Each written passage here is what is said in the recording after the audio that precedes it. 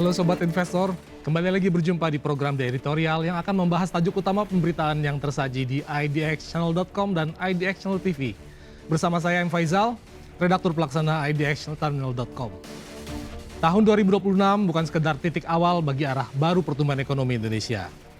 Ia adalah momentum strategis bagi bangsa ini untuk merekayasa ulang narasi ekonominya. Di bawah arahan Presiden Prabowo Subianto, Menteri Koordinator Bidang Perekonomian Airlangga Hartarto menyatakan pemerintah tengah mendorong serangkaian mesin ekonomi baru yang dirancang untuk mencapai pertumbuhan eksponensial. Visi ini berpijak pada dua fondasi revolusioner, yakni ekonomi hijau dan digitalisasi yang masif. Kedua fondasi tersebut kini ditopang oleh ambisi kritis untuk mencapai kedaulatan teknologi melalui pengembangan industri semikonduktor. Komitmen Indonesia terhadap ekonomi hijau telah berevolusi dari sekadar kepatuhan lingkungan menjadi sebuah strategi investasi utama. Ini diwujudkan melalui pembangunan Green Supergrid sepanjang 70.000 km. Sebuah infrastruktur vital yang akan mengintegrasikan dan mendistribusikan energi terbarukan secara efisien di seluruh kepulauan. Indonesia juga memegang kartu truf geologis berupa potensi carbon capture dan storage atau CCS yang mencapai 600 gigaton. Potensi masif ini memungkinkan Indonesia tidak hanya mengurangi emisinya sendiri, tapi juga memposisikan diri sebagai pusat penyimpanan karbon regional. Menarik investasi besar dari industri global yang diwajibkan untuk menetralkan jejak karbon mereka. Dukungan pendanaan sebesar 500 juta US dollar dari AZEC atau Asia Zero Emission Community semakin memperkuat kepercayaan internasional terhadap langkah-langkah ini. Di sektor perkotaan, masalah sampah diubah menjadi peluang energi melalui proyek pembangkit listrik tenaga sampah atau PLTSA. Target agresif ditetapkan untuk 7 proyek waste to energy yang akan memasuki masa konstruksi di awal 2026 dengan nilai investasi hingga 3 triliun rupiah per unit. Tak kalah penting, dorongan terhadap ekosistem kendaraan listrik atau EV juga terus diperkuat. Indonesia sebagai pemilik cadangan nikel terbesar di dunia berambisi menjadi pemain kunci dalam rantai pasok global, bukan hanya pengekspor bahan mentah. Insentif telah disalurkan untuk menarik produsen EV global besar untuk berinvestasi, khususnya di industri hulu baterai. Bahkan untuk memperkuat ekosistem otomotif domestik, pemerintah sedang mematangkan persiapan pengembangan mobil nasional pada tahun 2026, lengkap dengan paket insentif yang ditujukan untuk mendorong industri dalam negeri agar lebih kompetitif dan berdaulat. Sementara, terkait digitalisasi, ia adalah mesin ekonomi kedua yang menjanjikan pertumbuhan ganda. Ekonomi digital Indonesia yang diperkirakan mencapai 360 miliar US dollar pada 2030 dapat melesat lebih tinggi lagi berkat Digital Economic Framework Agreement atau DEFA ASEAN. Optimisme pemerintah menunjukkan bahwa DEFA dapat menggandakan ekonomi ASEAN menjadi 2 triliun US dollar pada 2030, di mana kontribusi untuk Indonesia diproyeksikan mencapai 800 miliar US dollar. Fondasi ini didukung oleh inklusivitas keuangan digital. Inisiatif KRIS telah berhasil menjangkau 57 juta konsumen dan 39 juta pelaku usaha, termasuk UMKM kecil di pelosok. Keberhasilan KRIS bahkan telah merambah ke beberapa negara tetangga, menjadi sarana konkret untuk mewujudkan ambisi rupiah go global. Namun, lonjakan digitalisasi juga menuntut ketersediaan talenta digital yang masif, yang diperkirakan mencapai 12 juta orang hingga 2030.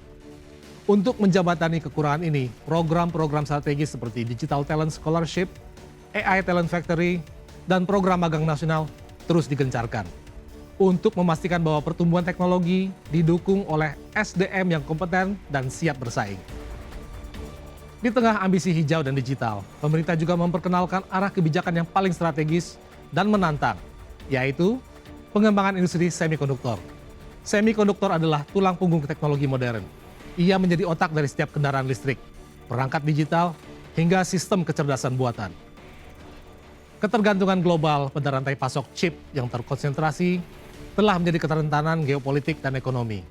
Oleh karena itu, bagi Indonesia, pengembangan industri semikonduktor bukan sekedar diversifikasi, melainkan isu keamanan nasional dan kedaulatan ekonomi.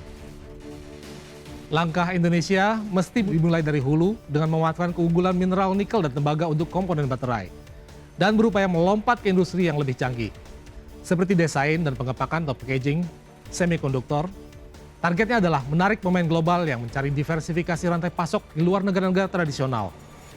Untuk itu, pemerintah tengah menyiapkan insentif pajak super atau super tax deduction dan memfasilitasi pendirian kawasan industri khusus yang terintegrasi dengan Pusat Penelitian dan Pengembangan atau R&D. Namun ambisi ini bukanlah jalan yang mulus, terutama jika dibandingkan dengan negara-negara tetangga di Asia Tenggara yang telah lama menjadi raksasa di sektor ini. Malaysia misalnya, kini telah menjadi pemain dominan dalam segmen Assembly, Test and Packaging atau ATP semikonduktor. Wilayah seperti Penang telah dijuluki Silicon Valley of the East. Malaysia telah membangun ekosistem yang matang selama puluhan tahun, didukung oleh tenaga kerja terampil dan kebijakan yang konsisten. Mereka tidak hanya mempertahankan pangsa pasar ATP, tetapi juga berinvestasi untuk pindah ke desain chip yang lebih bernilai tambah. Dari perspektif Malaysia, masuknya Indonesia ke arena ini akan menjadi tantangan persaingan yang serius, berpotensi mengganggu rantai pasok yang sudah mapan. Sementara itu, Singapura adalah R&D and Design semikonduktor yang berfokus pada teknologi canggih dan bernilai tinggi. Mereka juga adalah hub finansial dan teknologi yang menarik talenta terbaik dunia. Singapura tidak bersaing dengan Indonesia dalam volume manufaktur murah, melainkan di puncak piramida teknologi. Mereka berupaya memastikan bahwa rantai nilai semikonduktor global tetap berpusat di sekitar infrastruktur riset dan jasa keuangan mereka, yang secara tidak langsung dapat menjegal upaya Indonesia untuk melakukan lompatan teknologi. Maka, tantangan Indonesia ada pada 3 dimensi. Pertama, mengejar ketertinggalan teknologi dan infrastruktur. Yang kedua adalah membangun kolam talenta yang tidak hanya mengerti digital, tapi juga rekayasa semikonduktor yang sangat spesifik. Dan yang ketiga, mengatasi potensi pushback dan persaingan dari Singapura dan Malaysia yang tentu akan mempertahankan posisi dominan mereka. Untuk itu, Indonesia tidak bisa hanya menjadi pengikut. Strategi yang dijalankan adalah spesialisasi, yakni fokus pada area yang mendukung industri hilir yang sudah kuat seperti semikonduktor untuk EV dan AI. Jika Indonesia dapat mengintegrasikan produksi baterai, perakitan EV, dan produksi chip daya atau power semiconductor khusus untuk kendaraan listrik dalam satu ekosistem, maka negara ini akan menciptakan keunggulan kompetitif yang unik. Dengan langkah-langkah ambisius di sektor hijau, digital, dan kini semikonduktor, Indonesia menunjukkan tekad kuat untuk bertransformasi dari ekonomi berbasis komoditas menjadi kekuatan manufaktur dan teknologi yang berdaulat di Asia. Tahun 2026 adalah permulaan dari perlombaan ini, yang menuntut konsistensi kebijakan, alokasi modal yang tepat, dan pengembangan SDM secara terencana dan juga masif. Demikian program di editorial edisi kali ini, saya M. Faizal pamit undur diri. Pantau terus berita ekonomi, bisnis, dan pasar modal hanya di IDX Channel TV, idxchannel.com, dan media sosial IDX Channel. Sampai jumpa.